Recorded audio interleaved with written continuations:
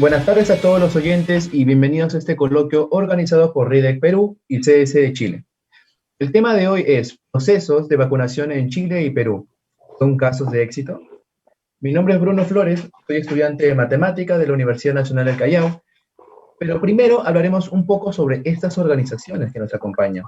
Entre ellas tenemos a CDC, que es una organización de estudiantes y profesionales de la ciencia que buscan formar un espacio de divulgación para acercar la ciencia a la sociedad, expandiendo el conocimiento científico con enfoque en el público general que esté interesado en esta área, para derribar estigmas sociales, machistas, culturales y económicos que afectan a las ciencias de manera general. Con esto se quiere incentivar la participación de la sociedad en el área de las ciencias, logrando así que se tome la importancia que esta tiene a tanto a nivel cotidiano como a nivel académico y tecnológico. Y por último tenemos a RIDEC, que es una comunidad de estudiantes de diversas universidades del Perú de ciencias básicas, con el propósito de fomentar la cooperación académica y con la misión de promover y descentralizar la ciencia en nuestro país. Ahora le voy a dar el pase al representante de CDC, Daniel Barrientos, para que continúe con las demás indicaciones. Daniel. Muchas gracias, Bruno.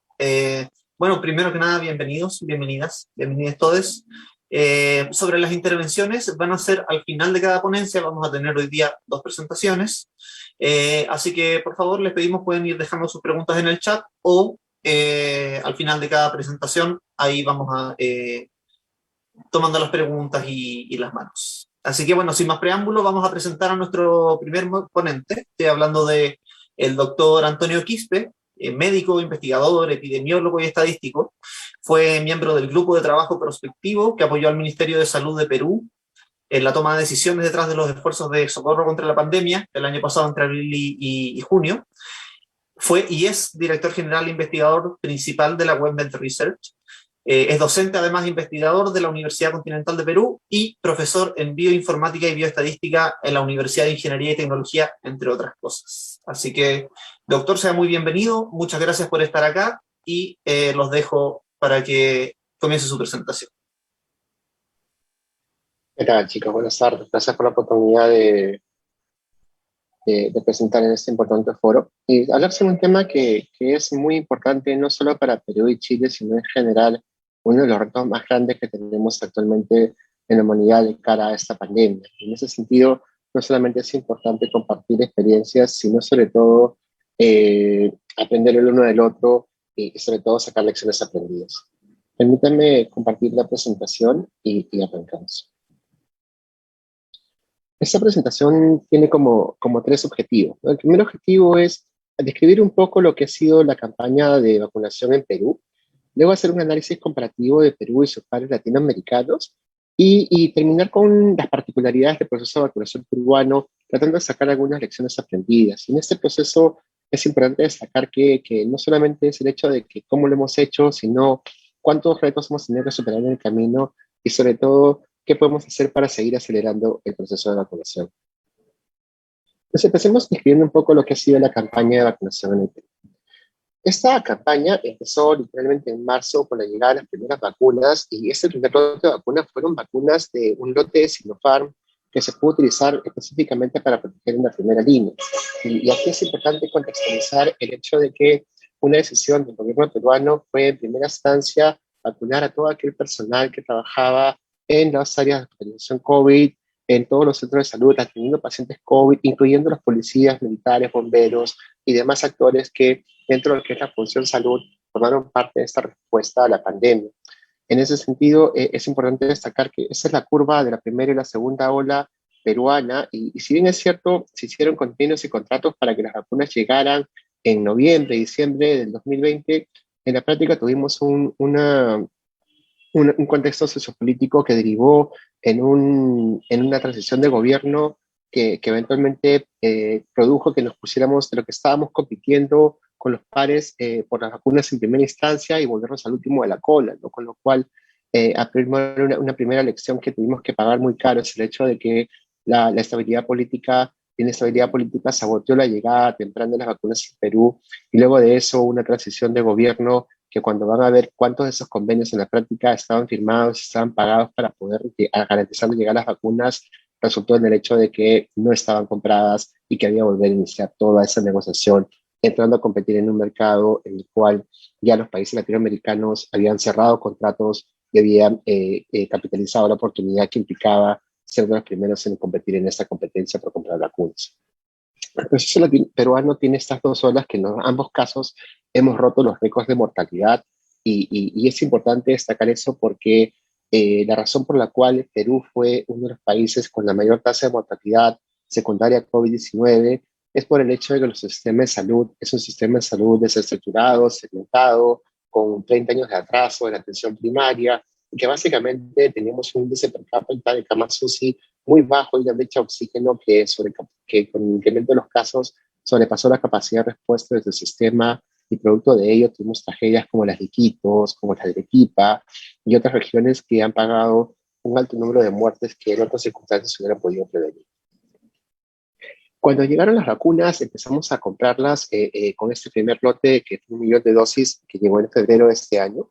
Y ahí es más, hemos tratado de cerrar convenios con todos los proveedores y en eso cabe destacar de que las primeras vacunas que llegaron fueron este millón de Sinopharm, que nosotros firmaron los primeros convenios con Pfizer y nuevamente hemos empezado a multiplicar la cantidad de vacunas que van a entrar al país, ¿no? Este calendario fue el primero que se presentó y en ese contexto ya se tenía por lo menos 71.2 millones de las dosis aseguradas. Y la fecha, la actualización de este gráfico nos coloca por encima de 86 millones y en el orden que vamos a presentar más adelante, actualmente estamos cerrando 8 millones en agosto, 13 millones en septiembre y de ahí más adelante 16 millones. Pero este gráfico nos sirve para ilustrar cómo ha ido cambiando esta tabla de disponibilidad de dosis y sobre todo entendiendo de que hay un esfuerzo muy grande por procurar vacunas suficientes para acelerar lo que vendría a ser alcanzar la inmunidad colectiva.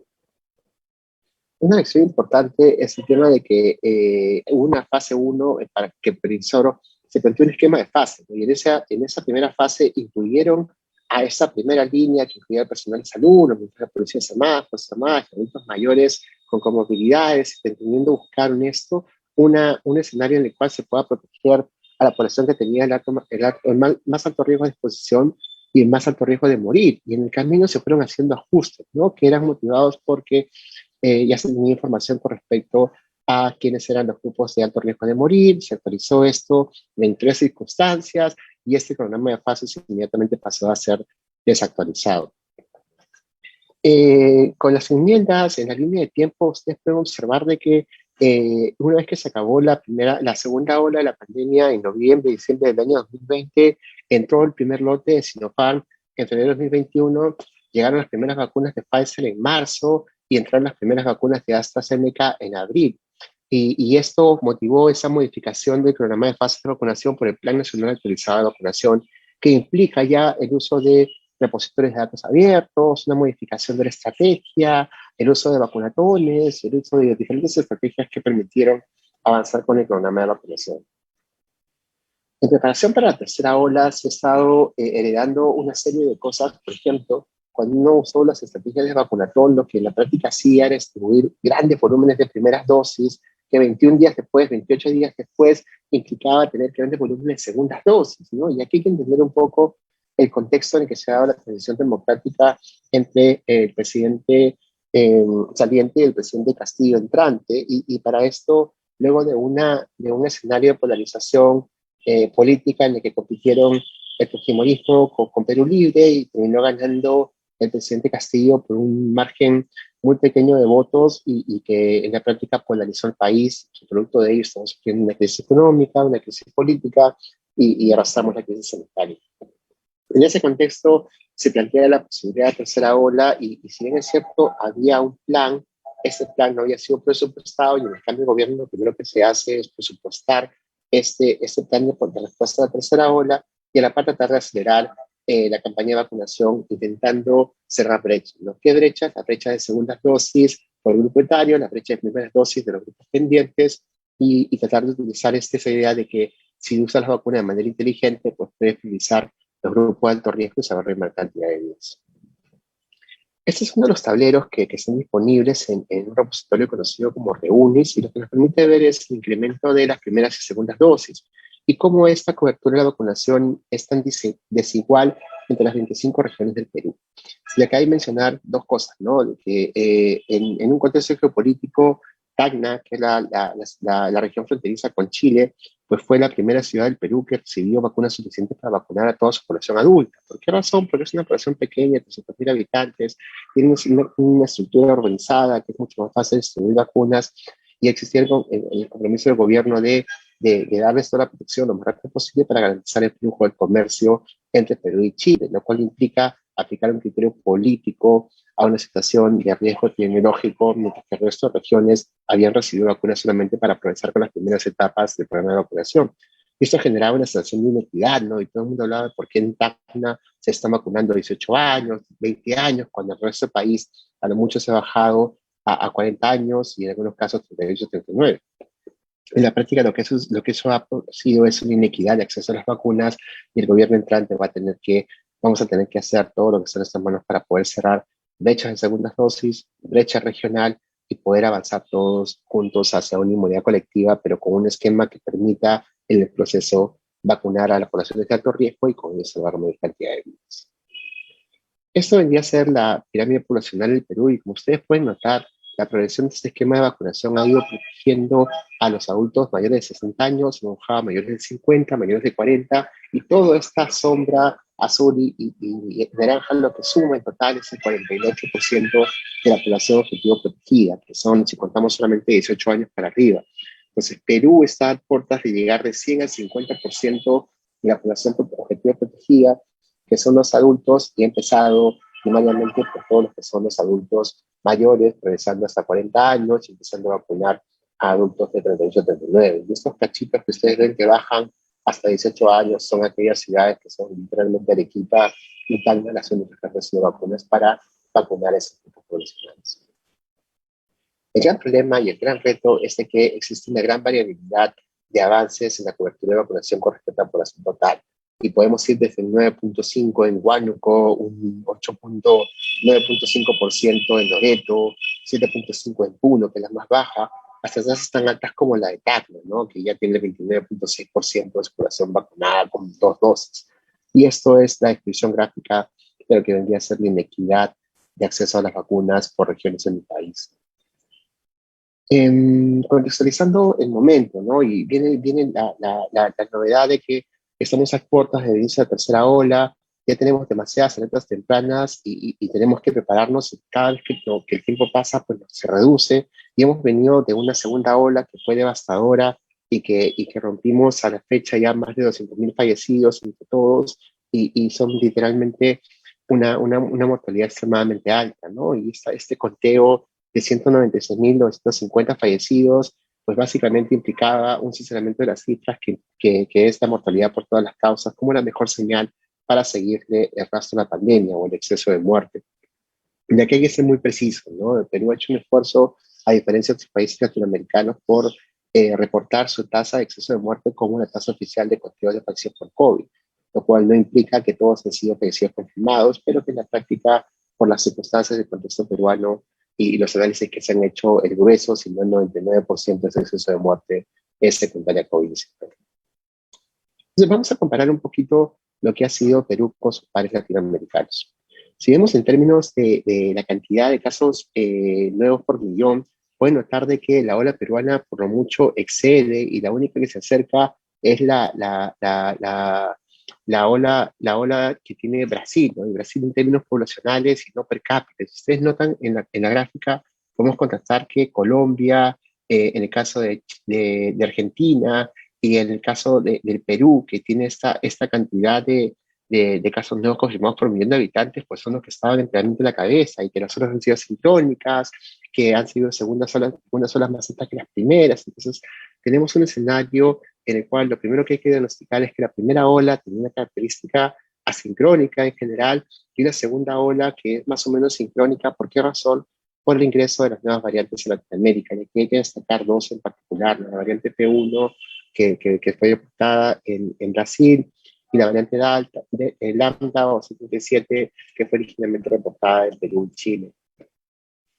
Si lo vemos en términos de muertes por millón de habitantes, ahí sí la cosa cambia por completo, ¿no? Y aquí el mensaje de fuerza que quiero compartir es de que, si bien es cierto, Perú tiene una capacidad muy limitada de confirmar casos, en términos, si lo comparamos con un indicador que es fallecidos, pues la historia cambia por completo, ¿no? Y ahí la razón fundamental por la que, mientras que en otros países que tienen una buena cantidad de uso de pruebas moleculares y un mejor sistema de diagnóstico, pues pueden en la práctica ¿no? Diré que estoy en conferencia y que voy en un segundo, sí. Gracias. Perdón, que sigo en el ministerio y me están llamando una ronda. Entonces, el gran problema de Perú es ese, ¿no? Que nuestra capacidad de confirmar casos es muy pobre. ¿Cuántos casos hemos confirmado? 2 millones. ¿Cuántos estimamos que tenemos? Más de 13 millones. Y es importantísimo que por esa razón usemos un indicador mucho más confiable, que en este caso es el SINADEF, ¿no? Que es el Sistema Nacional de Funciones, y que nos permite hacer exactamente eso, ¿no? Tener una mejor señal para poder arrastrar la pandemia. Entonces, si hacemos caso a un indicador malo, tenemos este escenario que, comparando con los otros países, pues nos pinta una realidad distinta. Y si usamos un indicador mucho más sensible y específico, pues lo que va a pasar en la práctica es que Perú ha tenido la peor primera ola, la segunda peor primera ola en el mundo. En temas de vacunación, lo que hay que entender es de que el indicador que nos interesa utilizar es población protegida. Pues, ¿qué es población protegida? Población protegida con 2 dosis. Y si nos comparamos, pues Perú tiene, en el mejor de los casos, comparado con la población total, ya que es importante tener en consideración el denominador, ¿no? Este denominador está contado sobre la población total de los países. Y en este indicador, Perú está llegando al 20% de su población protegida con respecto al total de la población. Pero si consideramos la población objetivo, que son de 18 a más años, pues básicamente tenemos de que estamos superando el 26%. Si contamos todos los que son mayores de 40 años, pues tenemos el 48%, y si contamos a mayores de 60 años, pues tenemos más del 30% de la población protegida. Si comparamos un poco los programas de vacunación, pues notamos las pequeñas grandes diferencias, ¿no? Si ustedes ven, en el caso de Chile, que vacunaron al personal de salud, a los mayores de 60 años y los funcionarios públicos y grupos esenciales, y la población general entre 18 y 59 años, pues en Perú, por ejemplo, la realidad fue distinta, ¿no? Primero vacunamos la primera línea, pero incluimos, aparte de los adultos mayores, en la segunda estaban las personas con comorbilidades, comunidades nativas, indígenas y personal en sistema nacional penitenciario, y luego fuimos ampliando al resto de la población de 18 años más como la población objetivo. En otros países, como son Bolivia, empezaron por el personal de salud, avanzaron con personas de uno más enfermedades, luego pasaron recién a adultos mayores y luego empezaron a progresar, ¿no? Y en la práctica todos han tenido un sentido de prioridad, ¿no? Incluyendo la primera línea primero, luego intentando hacer el criterio epidemiológico para poner al personal de alto riesgo de muerte y luego ir avanzando con los que son los grupos etarios, ¿no? Y aquí hay que agregar todos los bemoles, ¿no? En qué momento empiezan a vacunar gestantes, niños, adolescentes con síndrome de Down y otras enfermedades raras o huérfanas, y a otros grupos etarios como son las poblaciones rurales, en las cuales los sistemas de vacunación cambian. Y esos bemoles hacen que cada país tenga una realidad distinta y una necesidad de una estrategia diferenciada. En el caso peruano tenemos muchas particularidades. Acá permítanme compartir pequeñas anécdotas e historias que ilustran las dificultades, retos y oportunidades que hemos tenido que superar en esta campaña de vacunación. Una de los temas importantes es esa crisis política que se dio en la transición de gobierno. Literalmente tuvimos 3 presidentes en menos de un mes, y lo que constituyó eso en la práctica fue de que todo lo que se había avanzado en la adquisición de vacunas se perdió por completo, ¿no? El presidente Vizcarra fue vacado por la persona que se entiende de un golpe de Estado, luego eso fue vacado y fue reemplazado por un presidente de transición, y en ese camino pues un montón de marchas y protestas que, si bien es cierto no fueron asociadas a un incremento de los casos, en la práctica el impacto más negativo de eso fue que los postergadores estábamos compitiendo entre los primeros puestos de adquisición de vacunas, se lo mandó literalmente al último a pelear lo que los proveedores y a los saldos de los proveedores no son principales logros. Luego vino este escándalo de vacuna Gate, ¿no? Que era básicamente el estudio de la vacuna de Sinopharm que fue realizado en Perú y que en el protocolo incluía uso de unas dosis adicionales para proteger al personal, pero que los mismos fueron utilizados por criterios políticos. y cuando esto salió en los medios, pues literalmente le costó el puesto a la ministra de Salud, fue procesado al presidente Vizcarra, y muchas de las autoridades que estaban en cargos en ese momento fueron denunciadas y procesadas por este escándalo en particular, ¿no? Se hizo una investigación del caso, pero nuevamente todo lo que se avanzó en vacunación fue saboteado, y lo peor de todo es que luego, habiéndose demostrado que la vacuna de Sinopharm era una vacuna altamente efectiva contra enfermedad severa y muerte, lo que contribuyó es de que hubiera una resistencia importante a esta vacuna, ¿no?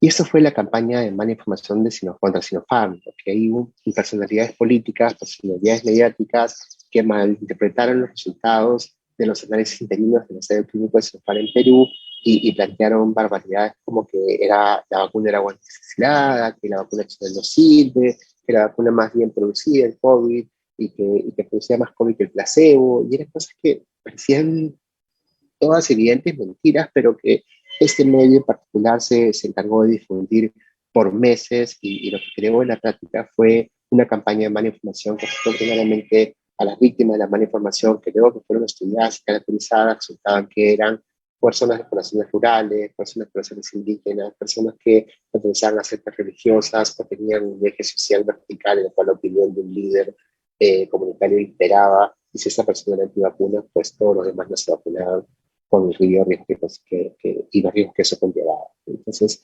esta campaña de mala información motivó una respuesta del Ministerio de Salud para poder introducir la vacuna de Sinopharm nuevamente, estando esta disponible y entendiendo de que habiéndose acabado todo el stock de las vacunas que se podían comprar en el año 2021, pues en la práctica solo quedaban Sinopharm y Sputnik y las vacunas cubanas, ¿no? Entonces seguimos a competir por ellas y tuvimos la suerte de asegurar un lote importante de vacunas de Sinopharm con la promesa de también comprar las vacunas Sputnik.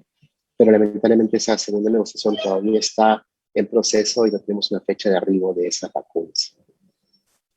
Otro aspecto importante es eso, ¿no? La campaña de la mala información de Sinopharm, y eso generó, sobre todo en redes sociales, una cultura de antivacunas, una cultura de mala información, que no solamente atacaba el concepto de vacunas, sino también el uso de mascarillas, el uso de medidas de prevención, la reducción de movilidades, etcétera, ¿no? Y las personas que participaban y luego de haber sido este proceso investigado, pues resultó que eran personas que querían buscar cierto grado de retribución mediática por un tema de satisfacción personal, por un tema de likes, por un tema de exposición, por un tema de exposición mediática, y habían unos hiperactivos que eran muy, muy activos en las redes y en la práctica ya estaban vacunados. Hubo otras personas que, siendo autoridades, médicos inclusive, pues tomaban posición en contra de esa vacuna, contribuyendo a esa campaña de mala información. Producto de eso, en respuesta a eso, se hizo una campaña de buena información. Y esta campaña de buena información partió bajo la premisa de que en un país tan centralizado como el Perú, si no ganabas la batalla para introducir una vacuna que salvaba vidas en Lima, pues literalmente podías en riesgo toda la campaña de vacunación. Entendiendo esto, el gobierno lo que hizo fue cuantificarlo, ¿no? Y el primer reto que se encontró es que se estimó que en Lima, que es la capital del Perú, teníamos una proporción de resistencia a la vacuna de Sinopharm específicamente superior al 20%. Con un diagnóstico tan crudo y duro, lo que motivó a ello fue una respuesta del Estado con una campaña de comunicación que involucró a toda la sociedad civil, a todas las autoridades, a todos los medios, a toda la participación ciudadana y las personas en sí, con el boca a boca. Y felizmente se hizo una vacunación importante en la cual se distribuyeron más de 900.000 dosis y para todo el efecto práctico se logró vencer esta campaña de mala información que atentaba contra la salud pública y contra la salud de todos los peruanos. Muchos de estos procesos fueron logrados con alianzas estratégicas, ¿no? Y hay una muy notoria en Perú, que el gobierno peruano se caracterizaba por no ser un Estado que tenía como característica ejecutar presupuestos por la experiencia que se necesitaba, ¿no? Y teníamos una experiencia previa de lo que era haber realizado los Panamericanos y una organización que se había creado para eso, que todavía subsistía para administrar toda la infraestructura que se había construido para los Juegos Panamericanos y que en la práctica se constituyó en su momento como una entidad adscrita a un ministerio y que tenía capacidad de ejecutar presupuesto de manera rápida. Entonces se confió mediante un convenio a esta operación de Gado para que adquiriera desde tanques de oxígeno hasta procurar la logística para los vacunatorios y esto ameritó una inversión importante y en teoría facilitó lo que vendría a ser la campaña de vacunación. Otro reto importante es que el Perú tiene un tercio de su territorio, es literalmente 2 tercios del territorio es la Amazonía, ¿no? Y la Amazonía tiene estas funciones con los tránsitos por río. La ciudad de Quito se caracteriza por ser la capital de Loreto, solamente Loreto es la tercera parte del territorio del Perú y solo tiene 1 millón de habitantes con una sobreintención importante, ¿no? Entonces, llegar a todas las comunidades nativas implicaba viajes de 6, 8 días por río, y si llegabas no podías vacunar solamente a los adultos mayores, tenías que vacunar a toda la población y podías hacer caso de que llegaras con todos los equipos de vacunación, habiendo hecho todo ese recorrido y llegar y encontrarte de que eran víctimas de la mala información y que no querían vacunarse. Y en todas las lecciones aprendidas, pues se determinó que había que mandar una comisión de avanzada que sensibilizara a la población y que ello motivara una estrategia diferenciada para llegar a las poblaciones pequeñas. El proceso de vacunación en zonas rurales es lo mismo, ¿no? Son todas aquellas comunidades rurales que están dentro de cada región y en las partes más alejadas de las ciudades. Entonces, muchos de esos tenían acceso por río, otros acceso por trochas, y muchas de estas comunidades son en las partes altas de las montañas, en las cuales solo llegaba por burro o haciendo trechos de caminatas de 2 días, ¿no? Entonces, igual eran peruanos, pero que por un problema de acceso tenían una inequidad de acceso a las vacunas. Pues cerrar el derecho de segunda dosis en el casco rural siempre fue un reto en general para vacunar a toda nuestra población. Para poder vacunar en general requiere una estrategia de comunicación importante, ¿no? Y para esto, hay que en verdad se han innovado diferentes metodologías, ¿no? Incluso se han hecho vacunacars, que son estos vacunatorios en los cuales tú accesas por el carro para manejar grandes volúmenes de personas. Se hizo movilizar a las personas adultas mayores a través de movilidad general de sus casas en los vacunatorios. Se transformó, se movilizaba brigadas a través de los agentes comunitarios para que la universidad organizada podría facilitar la distribución de vacunas y diferentes estrategias para poder llegar a toda la población independientemente de su accesibilidad. El avance por vacunación por regiones, pues literalmente es muy distinto. Y como ustedes pueden notar en la gráfica, no solo es el tema de que algunas regiones tienen un uso diferenciado por vacunas, sino que tienen un ritmo de vacunación distinto, e incluso tenemos casos en los cuales, por temas políticos, las autoridades decidieron utilizar las segundas dosis para vacunar primeras dosis, porque veían que en algunas ciudades se hacían vacunatorios porque ellos también querían tener su vacunatorio, sin entender que haciendo eso lo que generaba es un serio problema logístico que tentaba contra la salud pública de sus ciudadanos al no poderse garantizar luego las segundas dosis que ya fueron distribuidas y que por un mal uso de las mismas se usaron para primeras dosis y se usadas para segundas, ¿no? Y eso es un serio problema de comunicación, de autoridad, que el gobierno se ha intentado solucionar de la mejor manera posible. Fue la mayor cantidad de muertes es tarea de todos, ¿no? Y esta campaña de Cuídate, Cuídanos es la que caracterizó la segunda ola.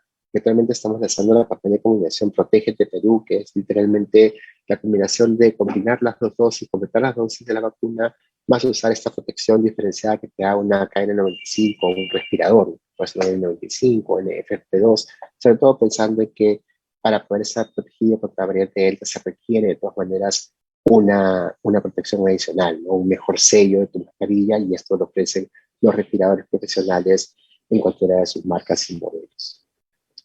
Pero sería todo. Gracias por la oportunidad de compartir esta pequeña charla con ustedes y estaré atento a las preguntas que puedan tener.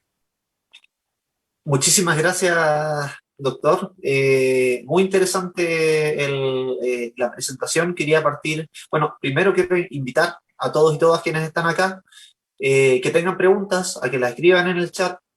También la gente que está viendo la transmisión de Facebook pueden escribir ahí sus preguntas y estamos nosotros atentos para poder hacérselas al doctor. Pero para empezar, empezamos con una pregunta de parte de nuestra organización. Me llamó mucho la atención el énfasis que pone usted también en todo el problema político que hubo, en el manejo, en el tema mediático, que claramente ha sido un factor muy grande, no solo en Perú, sino en varios países, pero creo que Perú, por lo que pasó de los cambios presidenciales y todo eso, ha sido probablemente de los países más afectados. Y le quería preguntar en particular, ¿Cuál es el análisis de usted en cuanto a la causa de la variabilidad regional de la vacunación? ¿Hay responsabilidad de los gobiernos locales? ¿Hay responsabilidad del gobierno central? ¿Tiene o no que ver con todos estos cambios presidenciales que hubo? Cuéntenos. Muchos problemas son problemas complejos, ¿no? En los cuales todos los factores interactúan. Imagínense, por poner un ejemplo, ¿no? Comparamos Loreto con Tacna, ¿no? Tacna ustedes lo conocen muy bien porque es esta región que es limítrofe con Chile, es una región pequeña, que es relativamente moderna en tiempo histórico y que básicamente es un casco urbano que tiene una carretera que lo une perfectamente y tú puedes literalmente llegar a la gran proporción de la población utilizando estrategias que funcionan para esas regiones, ¿no? Vacunatorios que puedas colocar estratégicamente en cada punto de la ciudad y literalmente haciendo solamente eso, con un poco de inversión, puedes vacunar a toda la población. Imagínate ahora Loreto, ¿no? Es la Amazonía peruana, en la cual no hay carreteras, tienes que llegar por avión hacia dos únicos dos aeropuertos, tienes que navegar por río para ocupar las comunidades nativas que son chiquititas, y solamente hay una ciudad grande que es dos ciudades grandes, Iquitos y Mau, ¿no? Que están a 2 días en bote si no quieres llegar de un lugar a otro. Entonces, no solo eso, sino que Tacna es un solo idioma, ¿no? En Loreto hay como 80 lenguajes originarios y cada uno es muy distinto, y tú puedes llegar ahí, si no hablas español, tienes forma de comunicarte, y encima quieres meterle una jeringa por el hombro, pues literalmente te mandan a volar, ¿no? Entonces, necesitas una estrategias diferenciadas para cada región, ¿no? Y encima de eso, agrega el factor económico, ¿no? Que es el tema de que te cuesta, ¿qué cosa? Vacunar 80 personas en Loreto te cuesta 10 veces más de lo que te cuesta vacunar a una persona en Tacna, ¿no? Y de ahí todas las complejidades, no solamente socioculturales, estrategia, de logística, de producción, de administración, formato, de tiempos, y agrégale a eso la complejidad que se tenía cuando llegó Pfizer, que requería ultracongeladores para su preservación, ¿no? Y ahí sí tienes que ver con luz, tienes que ver con congeladores que en estos lugares no existían, y que había que comprarlos, importarlos, etcétera, etcétera. Y no solo estratégico las vacunas, ¿no? Las vacunas de una dosis fueron las vacunas que en teoría se propusieron para las regiones rurales de Loreto, porque si costaba tanto y podías llegar con una sola dosis y vacunar a todos, pues fantástico, ¿no? Pero las vacunas estas no se lograron adquirir en grandes cantidades y se tuvo que usar las otras vacunas y regresar una o dos veces. Entonces, el punto es de que cada país tiene sus propios retos de tipo cultural, de tipo regional, de tipo económico, de tipo poblacional, demográfico, y tienes que adaptarte, ¿no? Entonces, no hay una receta única para todo, y menos dentro de un programa de vacunación masivo que implica vacunar a toda la población. Bueno, nos preguntan también cuál es el escenario que se proyecta de aquí a futuro en cuanto a la vacunación y su interacción con las nuevas variantes que han aparecido y que han llegado también a nuestros países. Quizás En algún de aquí momento a un año o en mediano plazo. hubiera sido fantástico que las variantes en general no sean resistentes a las vacunas, ¿no? Y que no solo eso, sino que esta variante Delta se caracteriza por hacer la primera dosis prácticamente inútil y que necesitas la segunda dosis para poder tener una protección suficiente, y eso que no es la misma que tenías contra las otras variantes. Pues ahí nomás tienes un reto importante, que ya no se trata de que, como hizo Reino Unido, como hizo Canadá, que podían postergar la segunda dosis, que podían vacunar más gente con primera dosis, porque una dosis era altamente eficaz, efectiva. Y tuviste que adaptarte, ¿no? Ya como que si tenías una reserva de 1 millón, ya no te alcanzaba para 1 millón de personas, sino solo para 500.000. Entonces ya tenías un problema muy serio que manejar. Y no solo eso, sino que la variante Delta es algo que si tú estás vacunado, pues te va a infectar y te va a dar una enfermedad, pero va a ser leve. Y si estás vacunado con 2 dosis, tu riesgo de mortalidad pues, baja muchísimo, y por eso es altamente efectiva cuando te nace de muerte. Pero comunicar eso es tanta, ¿no? Es muy difícil, y sobre todo porque en el inserto te reportan la eficacia y lo que tú estás hablando es de efectividad. Entonces ya son dos términos que no sé, que yo me los conocemos muy bien, pero la gran mayoría de la población entiende que es lo mismo y no entiende por qué decimos que eficacia es 71 y efectividad es mayor de 90, ¿no? Entonces, explicar esos términos de manera correcta implica tener el conocimiento de lo mismo, y comunicar eso implica capacitación. Entonces, había muchísima capacitación que hacer, y todos los días hay que estar pendientes de qué pasa en los vacunatorios, qué cosas nuevas salen para poder contrarrestarlas, y tratar de tener una campaña de vacunación masiva, flexible, para poder adaptarte a cada reto en particular. ¿Diría usted que es inminente una tercera ola? ¿Qué podríamos hacer para evitarla o para disminuirla en caso de que sea inminente? Tercera ola va a haber, ¿no? Eso no está en discusión. El problema es qué tan severa puede llegar a ser. Y si aprendemos de algo de Israel, de Europa, Estados Unidos, es que si tú miras, compara Florida, Missouri, Louisiana, que tienen tasas de vacunación del 50%, y miras sus curvas de casos, son como si no hubiera vacunado a nadie, ¿no? Y llegas a un 60% y recién notas la diferencia en conteos de casos. Lo más importante es el tema de la mortalidad, ¿no? Entonces, si tú comparas los vacunados con no vacunados, esta tercera ola en Perú, en Latinoamérica, va a ser la ola de no vacunados. Y todos aquellos que no han tenido la oportunidad de ofrecerse y tienen mayores de 60 años son los que tienen mayor riesgo de morir. Bajas a 50, bajas un cachito más, pero igual siguen en alto riesgo, y bajas a 40, y entre 40 para arriba tienes más del 95% de la mortalidad esperada en la tercera ola. De ahí la importancia de que en tu estrategia de vacunación busques cerrar la brecha de segunda dosis de 40 para arriba, porque solo haciendo eso estarías protegiendo a tu comunidad, a tu población en general, con una protección contra muerte, ¿no? Entonces ya puedes entender de que vas a descargar la presión sobre los hospitales, disminuye el riesgo de colapso, y con ello, a pesar de que la,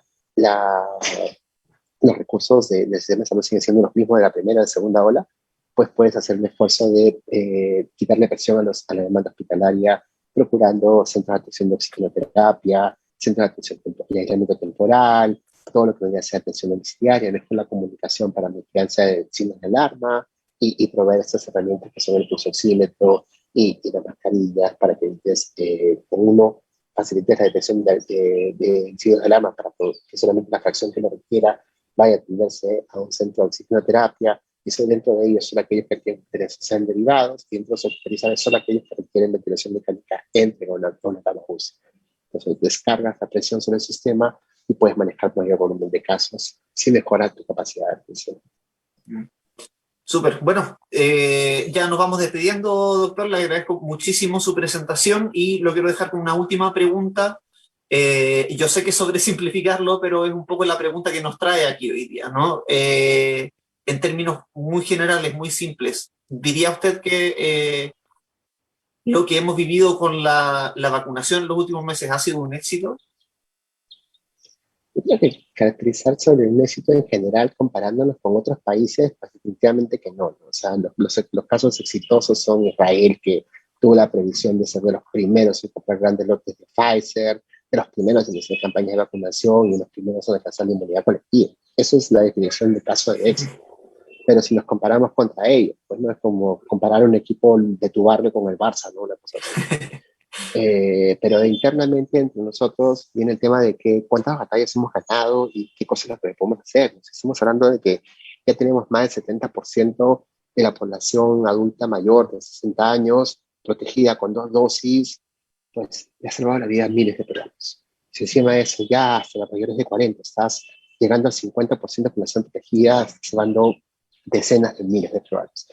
Y si encima de eso estás hablando de que el 26% de la población objetivo ya está vacunada, y puedes acelerar este proceso hasta que empiece la tercera ola en un 30-40%, estás dando cientos de vidas de miles de peruanos. Entonces, en la práctica, estamos hablando de vidas por cada dosis que se aplica. No es solamente la persona vacunada la que se protege, sino directamente la que tú proteges, evitando que esta persona con una alta carga viral pues contagie a más personas. Estás ahorrando un montón de casos. Entonces, cada vacuna aplicada tiene un impacto de vacuna extremadamente alto, altamente valioso desde el punto de vista de salud pública.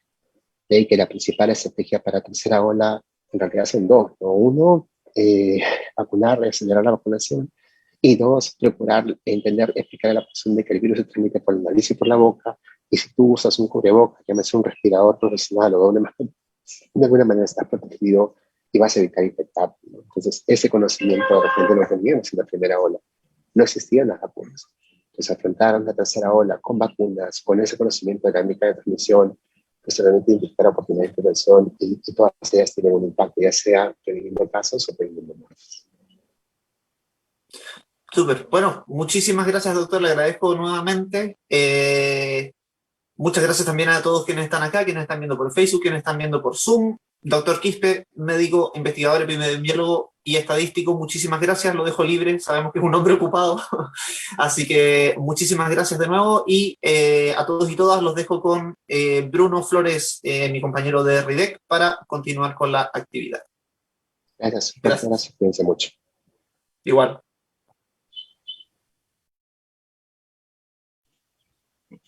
Muy buenas tardes con todos. Bueno, en esta oportunidad tenemos como invitada a la doctora Margarita Camlemlay Remolcoy, profesora asociada del Departamento de Biotecnología de la Facultad de Ciencias del Mar y Recursos Biológicos de la Universidad de Antofagasta, licenciada en Ciencias Biológicas de la Universidad Católica de Chile, magíster en Biología de la Washington University in St. Louis, Missouri, y doctora en Virología Molecular y Microbiología de Baylor College of Medicine en Houston, Estados Unidos.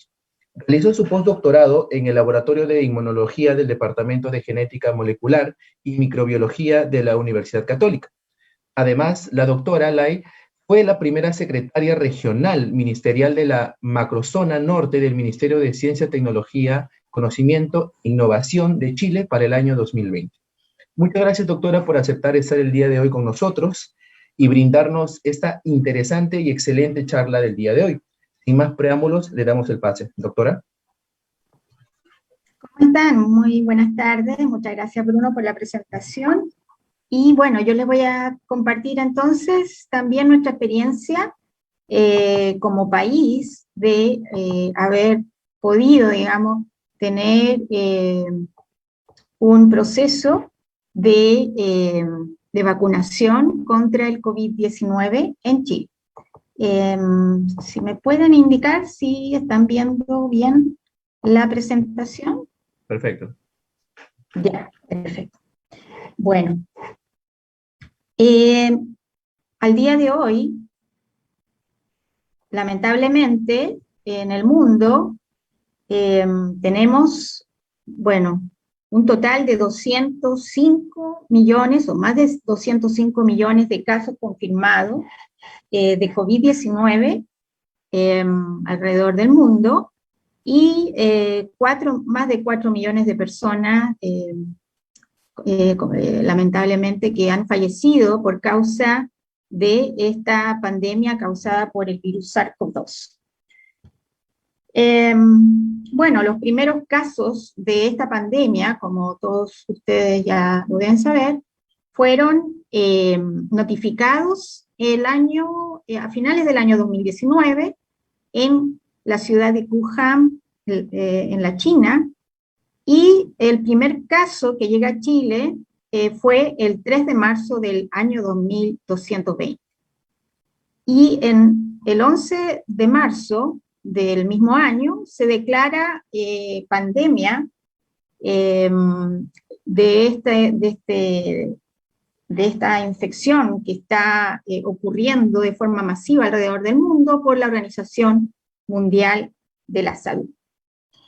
Bueno, y posteriormente se identifica que el causante de esta pandemia es el virus SARS-CoV-2, que produce el síndrome respiratorio agudo o COVID-19. Y ya lo mencionamos anteriormente que tenemos al día de hoy esa cantidad de muertos y casos en el mundo. En Chile, a este día, el 14 de agosto, tenemos acumulado un número lamentable también de 36.331 personas que han fallecido causado por este virus y un total de 1.628.293 casos positivos de COVID-19 en nuestro país. Bueno, toda esta pandemia ha causado un gran impacto en nuestro país, bueno, en el mundo, pero específicamente los datos de nuestro país muestran que este es un virus que está causando la mayor cantidad de muertes por enfermedades infecciosas y parasitarias en Chile. Y esto lo muestra esta línea roja, este gráfico que se muestra en rojo, muestra todos los casos acumulados de muertos, comparado con los que están aquí en verde, azul, en los otros colores, que están prácticamente en la línea base de todas las otras causas de enfermedades infecciosas que han podido causar muerte en nuestro país. Y obviamente esta pandemia también ha causado no solamente impacto en la salud de las personas, sino que también en otros aspectos del quehacer humano, como es, por ejemplo, la educación, que está trayendo también estragos muy graves para la educación de los niños y niñas de nuestro país. Bueno, el COVID-19 tiene una alta mortalidad, se sabe, en mayores de 65 años e inmunocomprometidos. El 80% son asintomáticos o son casos leves, pero infecciosos, y el 15% requieren hospitalización y 5% requieren ventilación mecánica. Bueno, como yo soy viróloga, les voy a comentar un poco de qué se trata el COVID-19. Bueno, es la enfermedad causada por un coronavirus que se identificó por primera vez, como comentaba anteriormente, el año 2019, y se le nombró el SARS-CoV-2, básicamente porque el año 2002-2003 también hubo una pandemia de otro coronavirus que también causaba un síndrome respiratorio agudo, que era el SARS-CoV, y por eso, como es muy similar y también tiene una alta homología a ese virus, se le nombró SARS-CoV-2. Los síntomas de COVID-19 incluyen tos, fiebre, escalofrío, falta de aire o dificultad para respirar, dolores musculares o corporales, dolor de garganta, pérdida de gusto u olfato, diarrea, dolor de cabeza, fatiga, náuseas, o vómitos y congestión o secreción nasal. El COVID puede ser grave y algunos casos pueden causar la muerte. Se diagnostica en una prueba de laboratorio que es el test de PCR acoplado a transcripción reversa en tiempo real.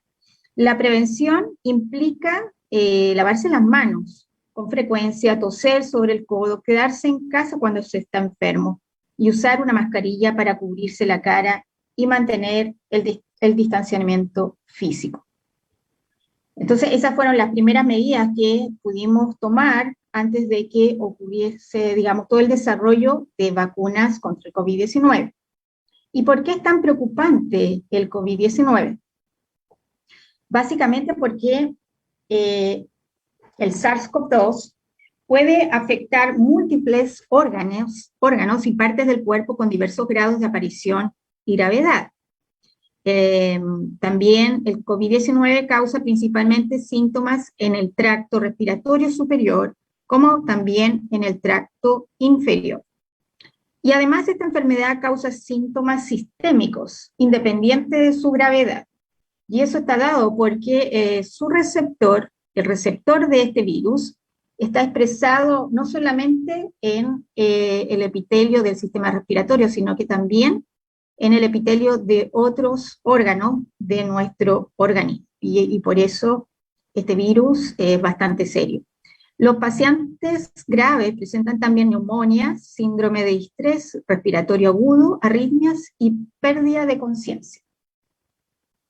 Bueno, y el causante, como les decía, de esta enfermedad es el SARS-CoV-2, que básicamente es un coronavirus que tiene como tamaño 150 nanómetros de diámetro. Es bastante grande comparado a otros virus. Por ejemplo, si los comparamos con los norovirus, que es, bueno, uno de los virus de mi especialidad, los norovirus solamente miden 35 nanómetros. Entonces este virus es mucho más grande, tiene 150 nanómetros de diámetro. Los norovirus son virus que producen gastroenteritis aguda, son los causantes que producen la mayor cantidad de diarreas alrededor del mundo, que no son bacterianas y tampoco tienen vacuna, como para hacer un paralelo con otro virus. Y este virus también, al igual que el norovirus, al igual que el virus de la influenza, tiene como un material genético, en vez de ADN, tiene el ARN, o ácido ribonucleico. Está rodeado por una envoltura con lípidos que contienen proteínas que forman una estructura similar a una corona, y por eso se le llamó a toda la familia Coronaviridae. En la envoltura se encuentran las proteínas de la espiga, en inglés spike, y la envoltura y la matrix, y la proteína de matrix. Bueno, ¿y cómo se transmite entonces este virus? Básicamente la transmisión son por gotitas mayores de 5 micrómetros, es el modo de transmisión más común. El contacto directo persona a persona, especialmente en hogares, ocurre entre miembros de la familia. Y también puede transmitirse por superficies contaminadas, por ejemplo, las manillas de las puertas, los celulares, los vasos, aunque con menos frecuencia. Pero también se podría transmitir de persona a persona vía aérea y también vía oral, fecal oral, ya que este virus también se sabe que se excreta también por el sistema gastrointestinal, por lo que pudiese haber también partículas del virus cuando uno va después del baño. Entonces, por eso es importante también mantener limpios los baños y, bueno, en general, mantener una limpieza apropiada en todos los lugares donde pasan personas, porque pueden ser también fuentes de contaminación por este virus. Bueno, ¿y qué son las vacunas? El tema que también vamos a empezar a hablar, y la importancia de estas vacunas, ¿no es cierto? ¿Qué son las vacunas? Son productos biológicos compuestos por microorganismos, que son principalmente virus o bacterias, o algunas de sus partes que han sido inactivados o atenuados para evitar su virulencia y patogenicidad. Básicamente se administran a las personas para protegerlas de la enfermedad causada por el microorganismo patógeno del cual se originó dicha vacuna. Hay vacunas de microorganismos relacionadas al patógeno humano que no causan enfermedad, como la BCG, que es la vacuna contra la tuberculosis, y así existen muchas estrategias de vacunas. Por ejemplo, tenemos la que está en la parte superior, es la que de hecho se desarrollaron también para poder prevenir el COVID-19, una de las estrategias más fáciles, digamos, de realizar es inactivar el virus completo, ¿ya? Y, por ejemplo, la vacuna CoronaVac de Sinovac es la estrategia que utilizaron, la que mencionaba también el doctor Quispe. La de Sinopharm también tiene esta plataforma. Y tenemos otra plataforma que es la que utiliza en la imagen del medio solamente las proteínas del virus, especialmente las externas, en este caso la proteína de la espiga o spike. Y finalmente tenemos la estrategia de utilizar como plataforma las vacunas basadas en ácidos nucleicos, ya sea vacunas basadas en ARN mensajero o también vacunas basadas en el ADN, como son, por ejemplo, las vacunas recombinantes con vectores de adenovirus. Y en el caso de las ARN mensajero, por ejemplo, la de Pfizer y también la de AstraZeneca. Bueno, ¿y cómo se generaron entonces las vacunas contra el SARS-CoV-2?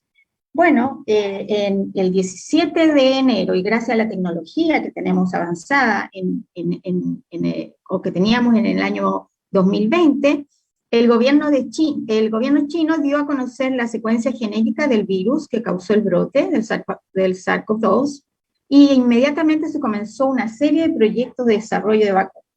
La mayoría de los desarrolladores de vacunas se han basado en la proteína de la espiga, que está en la superficie de este virus. Y así fue como comenzó una carrera en el desarrollo de las vacunas contra el COVID-19 y que vamos a comentar en breve. Pero antes les voy a comentar cómo funcionan las vacunas en general y la vacuna COVID-19 en general, cómo funcionan una vez que son inoculadas en nuestro organismo. Una vez inoculada la vacuna, independiente de la plataforma que se utilice, este inóculo va a entrar en nuestro torrente sanguíneo, va a circular en nuestro cuerpo y va a llegar finalmente a diferentes tejidos, epitelios de nuestro organismo. Y se van a encontrar con unas células que están constantemente vigilando por si hay una invasión de algún patógeno que son células especializadas para fagocitar y también presentar antígenos a todo nuestro sistema del sistema inmune. Estas células se llaman células dendríticas y también tenemos las células de macrófagos. Son varios tipos de células que tienen esta función y tienen también la característica que migran rápidamente una vez que fagocitan este antígeno, que en este caso son, digamos, la proteína Spike, por ejemplo, y rápidamente migran a lo que se llaman los nódulos linfáticos. ¿Y qué son los nódulos linfáticos? Bueno, son tejidos especializados de nuestro sistema inmune, en el cual residen tanto las células especializadas para darnos una respuesta inmune contra ese patógeno. En los nódulos linfáticos, por ejemplo, tenemos las células B y las células T, que tenemos una gran diversidad de diferentes tipos de estas células, las cuales se seleccionan de forma específica una célula que va a reconocer el antígeno que está presentando esta célula dendrítica, tanto en las células T como en las células B, y luego va a haber un proceso que se llama proliferación clonal de esa sola célula, y luego va a haber un proceso en el cual se van a generar, por un lado, a partir de las células B, los anticuerpos. Previamente pasa por otra etapa que se llama la transformación o la diferenciación a células plasmáticas, y estas van a generar los anticuerpos, y en el caso de las células T van a producir lo que se llaman las células citotóxicas, que en este caso estas células citotóxicas van a ir al tejido donde está siendo infectado, o bueno, si fuera una infección, donde está ocurriendo la infección, y van a matar las células infectadas por el bien de las células que no son infectadas. Y por el otro lado, los anticuerpos son, digamos, proteínas que van a neutralizar de forma específica y muy efectiva el virus, que cuando venga la infección del virus lo van a poder neutralizar de forma muy efectiva. Bueno, y estas células, una vez que se generan, y en este caso, como no hay una infección necesariamente, entonces luego se van a generar lo que se llaman las células de memoria de este mismo tipo de células, y es lo que se llama la memoria inmunológica. Y este proceso ocurre de 10 a 14 días después de la inoculación de la vacuna. Y eso nos va a otorgar una protección. Vamos a estar como si tuviéramos un escudo que nos va a proteger contra esta enfermedad. Bueno, a partir de la secuenciación del genoma del SARS-CoV-2 empezaron, como les mencioné anteriormente, una carrera impresionante de diferentes laboratorios alrededor del mundo que desarrollaron alrededor de más de 170 vacunas candidatas contra el COVID-19 que pasaron a fases preclínicas, y así sucesivamente pasaron algunas de ellas a las fases clínicas en humanos, llegando alrededor de 10 vacunas solamente a fase 3. Sin embargo, ya que estábamos en un contexto de pandemia, hubo también un consenso a nivel mundial de que se pudiese hacer una autorización de uso de emergencia de alguna de estas vacunas que ya cumplían con todos los estudios clínicos aprobados para poder enfrentar esta pandemia. Y es así como aparecieron, digamos, diferentes plataformas, diferentes vacunas candidatas de diferentes empresas, pero también universidades que participaron en la generación de estas diferentes vacunas, y dentro de las que se destacan, porque llegaron a fases más avanzadas de forma muy rápida, son, por ejemplo, las vacunas de ácido nucleico de la empresa Moderna y la de la empresa Pfizer. En el caso de las vacunas con plataforma de virus inactivados, se destacan la de Sinopharm, que mencionaba el doctor Quispe, la de Sinovac. Y en el caso de las vacunas basadas en vector viral, se destacan las vacunas de AstraZeneca, la vacuna de CanSino, Oxford y AstraZeneca, la vacuna de CanSino, la vacuna del Instituto de Investigación de Gamaleya, que vendría a ser la vacuna Sputnik de Rusia, y también la vacuna de Johnson & Johnson. Y en el caso de las vacunas basadas de sus unidades proteicas, se destaca la empresa o la vacuna de Novavax. Bueno, ¿y cuál fue entonces la estrategia de Chile para poder inmunizar a su población con las vacunas de COVID-19? Precisamente fue el año 2020. Bueno, gracias a eso, antes de comentarle lo que le iba a mencionar, gracias a eso se ha podido tener al día de hoy, o al día del 13 de agosto del 2021, al menos el 65% de las personas de nuestro país ya con sus 2 dosis o con su esquema completo, porque no, también está la de CanSino, que es solo una dosis, con su esquema completo de vacunación en todo Chile. Y tenemos 12 millones, más de 12 millones de personas ya vacunadas con su esquema completo de vacunación, lo que ha sido algo muy destacado, ha sido un proceso de vacunación que nunca antes se había visto en la historia de nuestro país, que pudiésemos vacunar tantas personas en tan poco tiempo para poder afrontar esta pandemia. Y entonces, ¿cuál fue la estrategia? La estrategia de que haya ocurrido ese hito en nuestro país.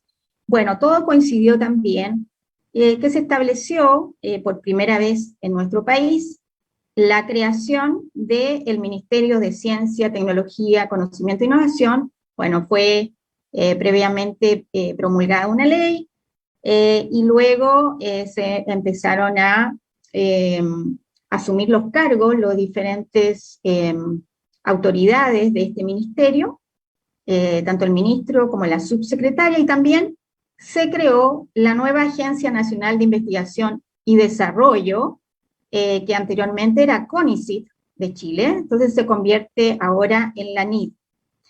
Y finalmente, entre finales del 2019 y principios de enero, se nombran las 5 seremis de macrozonales de nuestro país. Y entre ellas me encontraba yo, que asumí la seremía del Ministerio de Ciencia de la macrozona norte de Chile.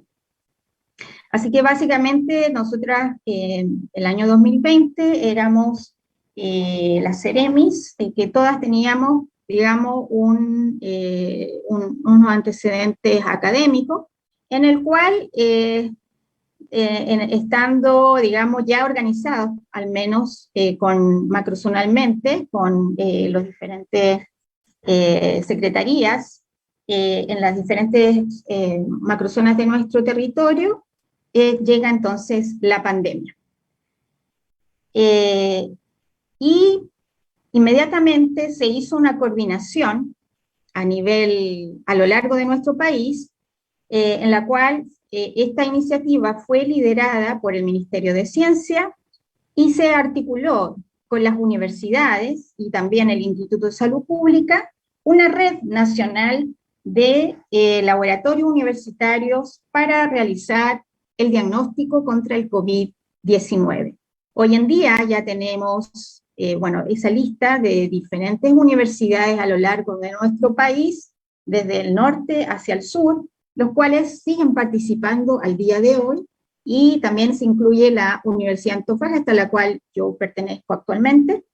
Se siguen realizando el diagnóstico de PCR, lo cual también ha ayudado de forma muy importante para poder controlar esta pandemia del COVID-19. Bueno, en paralelo también inmediatamente, como en marzo, abril, inmediatamente del año 2020 se comenzó a generar también lo que se llama la Estrategia Nacional de Vacunas de Chile, y que básicamente se eligió realizar ensayos clínicos, que básicamente les voy a explicar en un momento más de qué se trata esta estrategia. Básicamente, en ese momento se pensó que el suministro preferencial de condiciones favorables a través de colaboraciones para desarrollar ensayos clínicos en Chile. Y Chile puede ser relevante, se pensó, para laboratorios internacionales debido a la reputación en pruebas clínicas, y también que en ese momento había un brote activo y también un alto nivel de testeo, como les comentaba anteriormente, gracias a esta articulación de los diferentes laboratorios de las universidades para realizar diagnóstico COVID-19, y la comunidad científica cuenta con una trayectoria en interacción con desarrolladores de manufactura de vacunas, como también avance en los contactos internacionales y antecedentes nacionales de no invocar excepciones a los derechos de propiedad industrial. Bueno, ¿y cuál fue el objetivo de esta estrategia nacional de vacunas COVID-19? Garantizar el suministro oportuno y equitativo de una vacuna segura y efectiva para COVID-19 a través de la colaboración internacional en I+D, poniendo a disposición las capacidades y ventajas de Chile. ¿Y cómo se pudo lograr ese objetivo? Bueno, básicamente cerrar acuerdos con estos desarrolladores internacionales que involucren la realización de ensayos clínicos en nuestro país, teniendo como contraprestación una garantía de provisión de dosis de prospectos exitosos. ¿Cuáles son los principios basados en esta estrategia? Básicamente la celeridad, eficacia, asociatividad entre las instituciones de investigaciones nacionales, colaboración a nivel nacional e internacional entre instituciones públicas y privadas, una coordinación entre los organismos del Estado y un buen uso de los recursos públicos. Bueno, para ello se montó rápidamente un equipo interministerial en el cual participaron el Ministerio de Ciencia, el Ministerio de Salud, el Ministerio de Relaciones Exteriores y Presidencia. Y todo ello para impulsar la estrategia y el portafolio de candidatos seleccionados, vincularse con el Comité de Expertos y Consorcio Científico COVID-19, que vamos a comentarlo a continuación, trabajo de coordinación con el Instituto de Salud Pública para autorizaciones y validaciones expeditas de estas vacunas, y negociar cláusulas de suministro preferente y también comunicar esta estrategia. También se creó el Comité de Expertos expertos de vacunas COVID-19, en el cual participaron académicos destacados de nuestro país, junto también a empresarios relacionados con farmacéuticas y institutos también reconocidos en nuestro país. Básicamente para identificar y evaluar opciones promisorias de vacunas en desarrollo a nivel internacional y establecer alianzas internacionales para realizar parte de los ensayos clínicos en Chile. Y finalmente se creó el Consorcio Científico COVID-19, que es un consorcio de universidades, centros de investigación y empresas que posean las capacidades para gestionar y realizar los ensayos clínicos de forma muy rápida.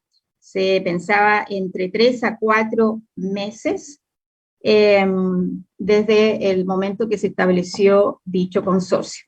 Y dentro de ese consorcio están la Universidad Católica de Chile, la Universidad de Chile, la Universidad de los Andes, la Austral, la San Sebastián y también la Universidad de Antofagasta, a la cual pertenezco. Básicamente, ¿cuáles fueron los criterios como para elegir las vacunas candidatas internacionales que estaban en desarrollo? Bueno, se propuso un enfoque en 3 categorías y solo considerando aquellos que están en fase 2B o fase 3. Primero, por ejemplo, aquellos que consideran desde un principio la posibilidad de suministro preferente. Segundo, aquellos que siguen una ruta convencional, más difícil asegurar un suministro preferente, pero que permite inocular con un candidato promisorio a parte de la población de alto riesgo. Y tercero, candidatos en mecanismo de pool que permitan suministro preferente para poblaciones vulnerables. Bueno, y ya que existían también relaciones previas entre diferentes universidades y empresas, pero una de esas digamos, alianzas que fueron clave en este proceso fue el acuerdo que se tenía entre la Universidad Católica de Chile y el Instituto Milenio en Inmunología e Inmunoterapia con la empresa Sinovac Biotech. Este acuerdo previo fue clave para tener un suministro exitoso de la vacuna CoronaVac en Chile, pero también habían acuerdos, por ejemplo, para la vacuna Sinopharm, la vacuna CanSino y la vacuna de Oxford.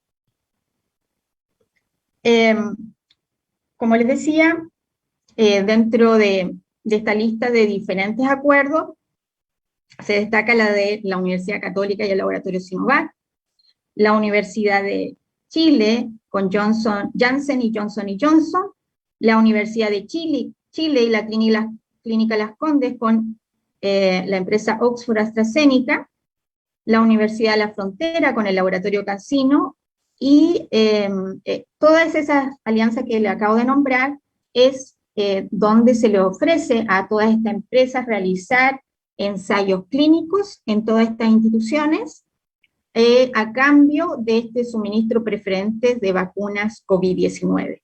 Y además el gobierno tenía una alianza con COVAX, en el cual también se pudo acceder a dosis de la vacuna de Pfizer. Y es así, rápidamente, el 24 de diciembre del 2020, llega el primer cargamento de la vacuna de Pfizer y se vacuna la primera persona contra el COVID-19, que, como decía también el doctor Quispe en su charla, precisamente fue el personal de salud, la primera población en la cual quienes recibieron las vacunas COVID-19, ya que ellos están en la primera línea en contacto con pacientes graves con COVID-19. Así que ellos fueron la primera población en ser inmunizadas con esta vacuna de Pfizer, que fue la primera en llegar a nuestro país.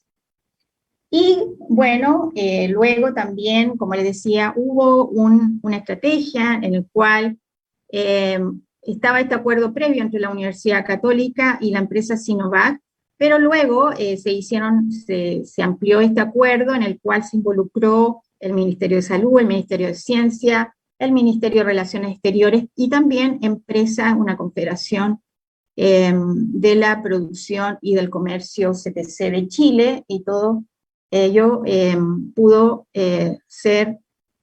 gestionar, digamos, un suministro preferente de la vacuna CoronaVac en nuestro país a cambio de que se realicen los ensayos clínicos de fase clínica 3. Y con la llegada de CoronaVac se inicia la campaña de vacunación masiva en Chile.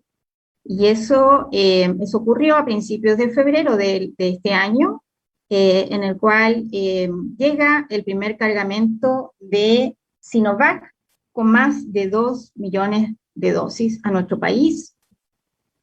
Y es así, en febrero del año, 2021, ahí hay que corregir, es el año 2021, comienza la campaña de vacunación masiva contra el COVID-19 en Chile. Y primeramente las personas adultas mayores de 60 años son las que reciben las primeras dosis de vacunas y bueno, se crea un calendario en la cual ordenadamente cada semana se van inoculando desde los más mayores y luego hacia los más jóvenes de nuestra población en nuestro país. El logo es Yo me vacuno. y la verdad que ha sido muy exitoso. Bueno, ¿cuáles en relación a los datos confirmados y muertes por COVID-19 en Chile? Los datos del Our World in Data muestran que, sí, bueno, lamentablemente en Chile ocurrió una primera ola de datos, perdón, de casos confirmados de COVID-19 a mediados de junio y julio, y también con ello hubo lamentable una cantidad de muertes,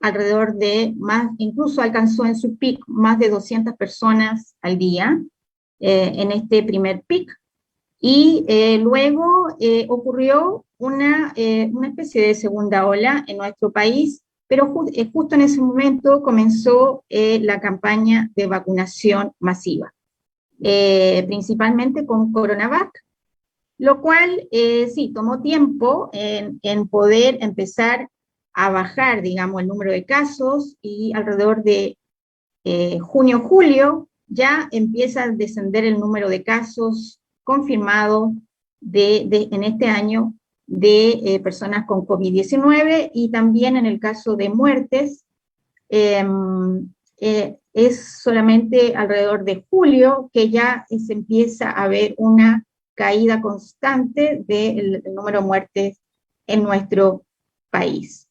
Así que, bueno, la vacunación en nuestro país ha sido importante para poder controlar estos números de casos. Y en relación a las variantes que están circulando en nuestro país, también se ha hecho una vigilancia genómica en la cual se puede observar que en las semanas, en estas semanas de julio, las últimas semanas de julio, han habido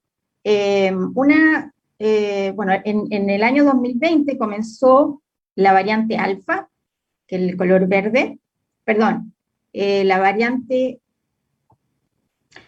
la nativa, que es la de color verde o B11, y luego con el pasar de los tiempos empezaron a aparecer diferentes variantes, y al día de hoy tenemos una prevalencia en el tipo de variantes gamma y también lambda.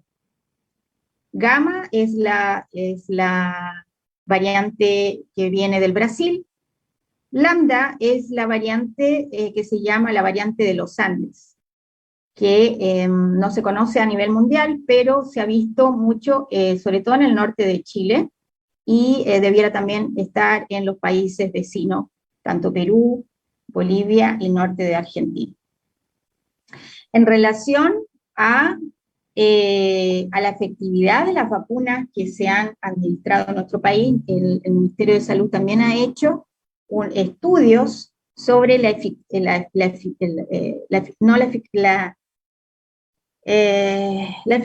de la vacuna, de las diferentes vacunas mayoritarias que han sido administradas en nuestro país. Es así, por ejemplo, que tenemos los resultados de la vacuna Sinovac, en la cual se muestra que en una población de más de 8 millones de personas, se ha visto que esta vacuna tiene una efectividad del 86% en prevenir hospitalizaciones, más del 89% en prevenir ingreso a las unidades de cuidado intensivo, y más de un 86% en prevenir la muerte. En el caso de Pfizer, de la vacuna de Pfizer, en una población de 4.500.000 personas, esta vacuna tiene un 97% en evitar hospitalizaciones, un 98% en el ingreso a la UCI y un 100% en evitar las muertes. En el caso de AstraZeneca Oxford, tiene un 100% en hospitalización, en evitar hospitalizaciones, un 100% al ingreso en la UCI y un 100% en evitar la muerte. Así que, bueno, el conjunto de estas diferentes vacunas que se han sido administradas en la población chilena han permitido frenar y poder disminuir los casos, principalmente los casos graves y muertes en nuestro país. Y es así como se ha logrado, digamos, tener estos números, que bueno, como país estamos muy orgullosos de poder haberlo logrado gracias a esta estrategia, que ha sido un esfuerzo muy, muy importante, no solamente de un solo sector, sino que ha sido una vinculación entre el gobierno, entre la academia y entre las empresas. Y eso ha podido dar frutos, que hoy en día tenemos al menos más de 12 millones de personas ya completamente vacunadas con su esquema completo de vacunas contra el COVID-19, y ya el 65% de nuestra población completamente vacunada. En conclusiones, la Estrategia Nacional de Vacunas COVID-19, con una gobernanza interministerial junto a la academia y las empresas, como le comentaba anteriormente, han sido claves para una campaña de vacunación exitosa en nuestro país. Bueno, muchas gracias. Estaré encantada de responderles sus preguntas. Agradecemos su presentación y presencia en este coloquio, y ahora invito a los participantes de Zoom y Facebook a dejar sus preguntas y comentarios en la bandeja de chat. Por otro lado, doctora, de parte de la Red Interuniversitaria de Ciencias en Perú, tenemos las siguientes dudas. Respecto a lo realizado en Chile sobre el proceso de vacunación hasta la fecha, ¿cuál ha sido la mayor dificultad para continuar con el proceso? ¿Y por qué es importante aumentar la rapidez de la inmunización en Chile y el mundo? Coméntenos sobre las variantes peligrosas. Sí, en relación a la primera pregunta de cuáles han sido, digamos, los obstáculos para poder tener un proceso más exitoso quizá, o forma, a lo mejor no, hoy en día tenemos el 65% de la población, pudiésemos tener el 70% a lo mejor. Bueno, eso ha sido porque también tenemos un porcentaje, no mucho menor, pero un porcentaje de la población que todavía está, digamos, quizá con cierto temor de vacunarse. Algunas personas no creen en lo que está pasando, por ejemplo. Otras personas tienen miedo o temor porque estas vacunas se han desarrollado de forma muy rápida. Entonces, ese tipo digamos, de obstáculos no han permitido que se pueda avanzar de forma más óptima aún este proceso de vacunación. Pero todo eso se puede combatir, digamos, con la información, con la educación, de que en el fondo las vacunas ha sido y serán siempre la única herramienta, sobre todo para pandemias causadas por virus, la herramienta más eficaz, y también la epidemia, la más eficaz para poder prevenir enfermedades serias como el COVID-19. Y en relación a la pregunta de las variantes, la más peligrosa, la verdad, bueno, todas las variantes de este virus han sido de mucha preocupación. Unas son más transmisibles que otras, por ejemplo, la variante Delta está mostrando ser muy transmisible, pero anteriormente se había también identificado la variante de Reino Unido, que más que nada afectó Europa. Y ahora tenemos esta variante Delta, que aún todavía no se ha propagado de forma masiva en nuestro país. Pero lo más importante es que la única forma de tener estas variantes que vayan emergiendo en el tiempo, porque la variante Delta no es la última que va a aparecer, sino que van a seguir apareciendo, pero para poder evitar de que sigan apareciendo nuevas variantes que puedan tener propiedades que sean tanto transmisibles como también puedan causar mayor virulencia en la población. La única forma de poder combatir todo eso y la aparición de estas variantes es la vacunación. Así que si la población está vacunada en su gran mayoría, ojalá mayor del 80%, ya eso va a ser una barrera para que no aparezcan estas variantes de preocupación. Muy bien. Justo hablando de la población, nos quisiéramos conocer el alcance de la ciencia en su país. Los medios de comunicación de Chile han prestado su espacio para concientizar a la población sobre la importancia de la vacunación. Sí, de todas maneras, o sea, el Ministerio de Salud, el Ministerio de Ciencia, el mismo gobierno de Chile, y también las universidades y también divulgadores científicos y científicas han podido hacer campañas también de divulgación, por ejemplo, estas charlas, así por lo menos los científicos y científicas podemos, digamos, impulsar a la población, incentivarla de que se tienen que vacunar. A mí, por ejemplo, me han llamado de diferentes, digamos, organizaciones y empresas. Por ejemplo, yo vivo acá en Antofagasta, donde hay mucha actividad minera, y precisamente me llamaron para darles una charla a los mineros, a una empresa minera, entonces para que estimularlos de que se vacunen. Y así, entonces los científicos y científicas aportamos de esa forma, pero de todas maneras, a través de los medios de comunicación masivas, han habido campañas informativas que incentivan también este proceso de vacunación en nuestro país. Muy bien. Y después de todo lo dialogado desde su perspectiva, ¿qué factores nos llevarían al éxito en el proceso de vacunación? ¿Se podría lograr? ¿Usted dice para su país? Para el país de Chile. Es que este camino ha sido, yo creo, un modelo a seguir. No es por ser autorreferente, pero creo que este país ha sido, la verdad, bastante estratégico, nuestro país, para poder actuar de forma muy rápida y de forma estratégica para conseguir el suministro de vacunas de forma apropiada, oportuna y equitativa a la población de Chile. Así que creo que nuestro país ha sido uno de los 5 primeros países en poder vacunar a su población de forma muy rápida y de forma masiva. Así que la verdad, obviamente, nada es perfecto.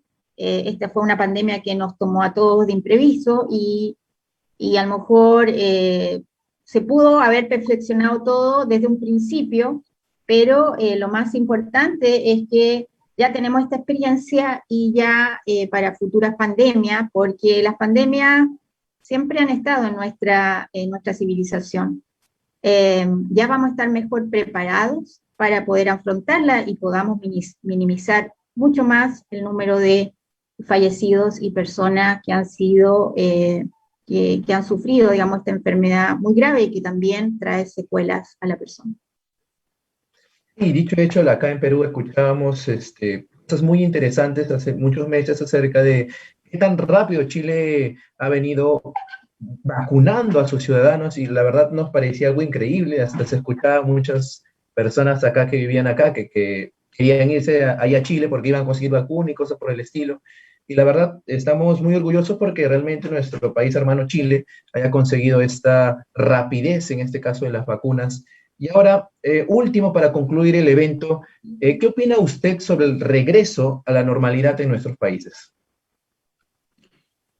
Sí, la verdad que este virus, como dicen, llegó para quedarse, lamentablemente. Así que la única forma de poder tenerlo, como decirlo, a raya, al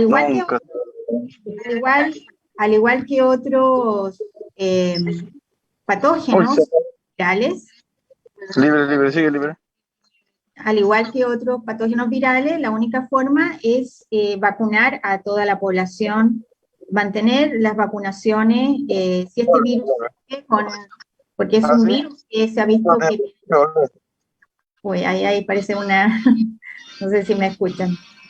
Sí se le escucha. Por favor, el señor Joshua, por favor, su micro. Doctora, continúe, por favor. Sí, como les comentaba, la única forma de poder mantener a raya toda esta infección que puede continuar y que va a continuar, así como está el virus de la influenza, así como está el virus del sarampión, que siempre hay que vacunar a las personas, en el caso del sarampión, cuando están en edades tempranas, en el caso de la influenza, se tiene que vacunar a la población anualmente. Este virus, por lo menos con las tecnologías que tenemos hoy en día, se tendrían que vacunar las personas también de forma periódica, a menos que exista otra tecnología en la cual pueda darnos una protección a largo plazo. Así que la vacunación es la única forma de poder mantener a raya la infección del SARS-CoV-2 y así poder prevenir el COVID-19 en nuestra población. Bueno, muchísimas gracias, doctora. De parte de la Red Interuniversitaria de Ciencias, ha sido un placer contar con la participación de usted, doctora, y del doctor Quispe. Agradecemos su tiempo, de verdad, de todo corazón, al igual de todos los participantes. Espero verlos en una próxima oportunidad. Ahora le cedo la palabra a mi compañero Sebastián de Chile para las palabras finales. Ha sido un gusto y buenas noches. Muchas gracias a ustedes. Bueno, nosotros de parte también del CDC, del Círculo de Divulgación Científica, queremos agradecerle a la gente de Redic, a Bruno en particular por estar aquí, a la doctora, al doctor. Han sido muy buenas presentaciones. Muchas gracias a todos les asistentes. Esperamos también que hayan disfrutado y bueno, los invitamos también a seguirnos en nuestras redes sociales, así que ya nos encontraremos en una instancia futura. Muchísimas gracias. Que estén bien, Muchas cuídense. gracias. Que estén muy bien, igualmente. Hasta luego.